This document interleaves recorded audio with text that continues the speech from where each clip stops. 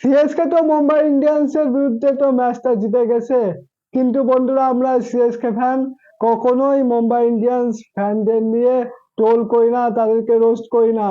আমরা চাইছে Mumbai Indians comeback করুক। হয়তো এই সিজনে হবে না, কিন্তু সামনের সিজনে আমরা সিএসকে ফ্যান চাইবো যে মুম্বাই ইন্ডিয়ান্স কামব্যাক করবে। আর তারাও হয়তো এটাও চাই।